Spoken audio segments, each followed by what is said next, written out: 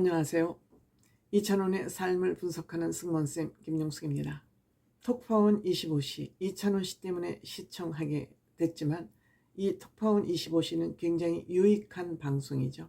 관광도 눈여기도 할 수 있고 맛있는 음식 정보도 알 수 있고 세상에 이렇게 좋은 것도 있구나 하는 여러 가지 역사적인 문제를 포함해서 여러 가지 눈과 귀를 즐겁게 할 수 있는 그런 방송입니다. 이번 주에는 프로파일러 표창원 씨가 게스트로 출연했습니다. 범죄 심리학을 전공한 표창원 씨, 국회의원을 하기도 했습니다. 지금은 방송인으로 활동을 하는지 프로파일러로 활동을 하는지 그 포지션이 좀 애매해지기는 했습니다. 물론 4월달 국회의원 불출마 선언을 하고 일찌감치 정치권을 떠났습니다. 정치권에서 그동안 표창원 씨가 했던 여러 가지 좀 위선적인 얘기가 있었습니다만 이제 그것이 한계가 있다는 것을 느낀 거 아닌가 이렇게 생각이 됩니다.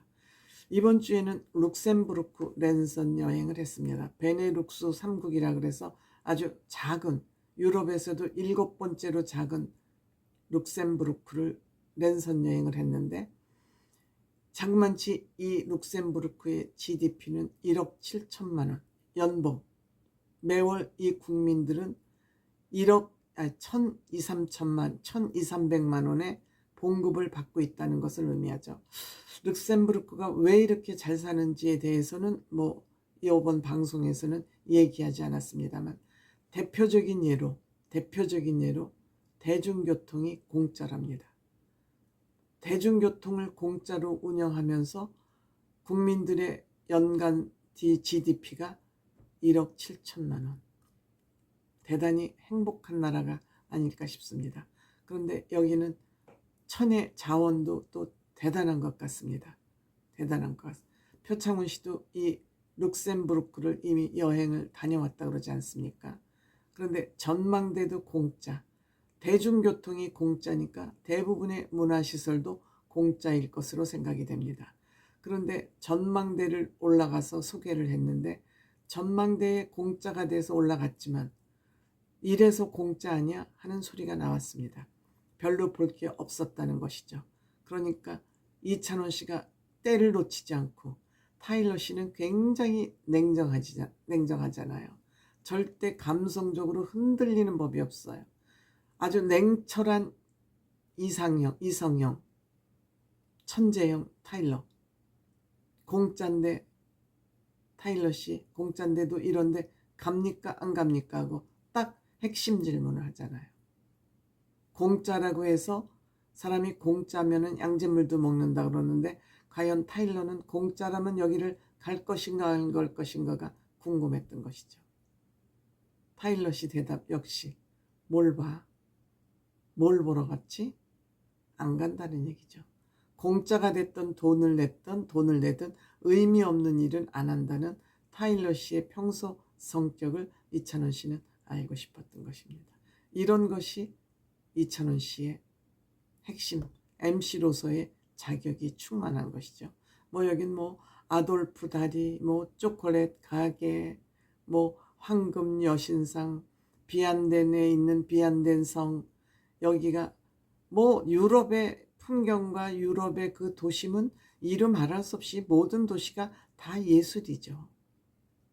그 자연을 훼손하지 않은 범위 내에서 건축을 한 것은 물론이고 빨간 지붕, 그 고전을 벗어나지 않는 건축법, 이런 것이 지금 오늘의 유럽인 것이죠.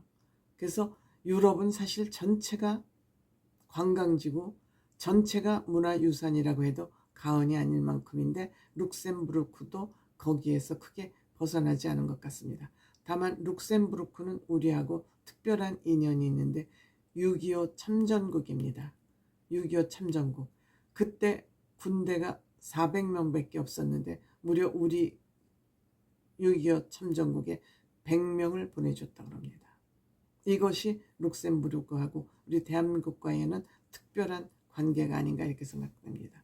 그 다음에 영국 표창원 씨, 프로파일러 표창원 씨가 나온 이유는 잭 더 리더라는 시대의 살인마, 미제 사건으로 남아있고 아직도 이 사건이 왜 일어났는지 범인이 누군지 밝혀지지 않고 있는 세계적인 미제 살인마 이 사건 잭 더 리더. 잭은 그냥 일반 명사고 리퍼는 그 살인마. 이게 그 사람의 이름이 아니라 그냥 이제 보통 명사로 자리 잡은 이 사건은 9주 동안, 즉 2달 동안 취약계층 여성만 골라서 죽인, 그때만 해도 과학적 수사 기법이 개발되지 않았기 때문에 수사에 한계를 가지고 있었고, 그 한계로 인해서 아직 범인을 잡지 못하고 미제의 사건으로 남아있고, 다만 이 사건이 얼마나 충격적인 사건이었는지 이 사건을 남기기 위해서 박물관을 만들어서 운영하고 있다는 그러한 내용이 전해졌습니다만, 이 굉장히 그 잭 더 리퍼의 이 사건이 일어난 그 장소를 투어를 한다는데, 그 투어가 무슨 큰 의미가 있나 싶긴 한데, 어쨌든 그 투어의 값이 24,000원이나 된다고 합니다.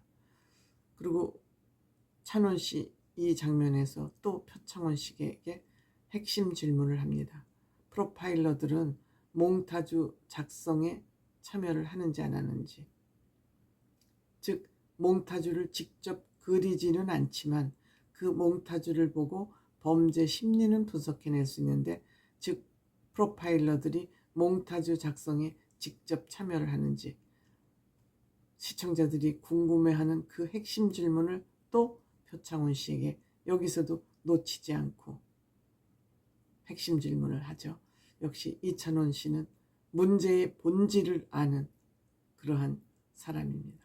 그 다음에 베트남 호지민, 예전엔 사이공으로 부르던 것이 공산화가 되면서 이 사이공을 호지민으로 불렀죠. 근데 저는 그동안 궁금했었어요. 전쟁 대국, 무기 대국이 어떻게 해서 월남전에서 패했는지, 우리나라 군인도 월남 파병에 많이 동원돼서 대한민국의 경제를 오늘날 이렇게 일으키는데 월남 파병이 굉장히 도움이 되지 않았습니까? 그럼에도 불구하고 미국이 이 전쟁에서 졌습니다. 이것도 역시 공산주의와 민주주의의 싸움이었는데, 민주주의를 대표하는 미국이 이 전쟁에서 손을 들고 나갔어요. 그게 궁금했는데 이번에 확실히 알게 됐습니다. 즉 월남 사람들의 땅속 게리라전에 장기전으로 접어드니까 계속해서 미국이 이 베트남에서 버틸 수가 없었던 거죠. 그 베트남전을 승리로 이끌었던 것은 다름 아닌 구찌 터널이라는 그 터널이 무려 250km나 된다 하니, 서울에서 대구만큼의 거리를 땅속 굴을 타고 이 굴을 파서 이들이 지하로 숨어드는 바람에, 그리고 어디가 굴인지 찾을 수 없게 완벽하게 위장을 해놓음으로써 이 전쟁에서 이길 수가 없었죠. 게리라전에서 이길 수가 없다는 것을 이번 또 톡파운 25시를 통해서 알게 됐습니다. 이 전쟁이라는 것이 무기만 가지고 이길 수 있는 것은 아니구나. 국민들이 똘똘 뭉쳤을 때 그 힘은 대단하구나. 그래서 결국 미국이 철수함으로써 베트남은 공산화가 됐고 지금은 다시 베트남은 민주, 자본주의를 받아들이면서 잠재력이 엄청난 그런 자본주의 국가로 지금 턴하고 있는데, 아마 정치 형태는 공산주의 형태를 가지고 있고 시장 경제를 받아들이는 그러한 특수한 또 국가 형태를 보이고 있는 거 아닌가 이렇게 생각합니다. 어쨌든 톡파원 25시를 통해서 그동안 우리가 흘려보냈던 역사적인 사실, 모르고 있던 역사적인 사실, 또 우리가 모르고 있던 세계 곳곳의 유명한 관광지, 또 문화유적지를 우리는 골고루 살펴볼 수 있게 됩니다. 이찬원 씨로 인해서 또 우리가 여기에 이렇게 깊숙이 빠져들게 되는 동기가 되지 않았나.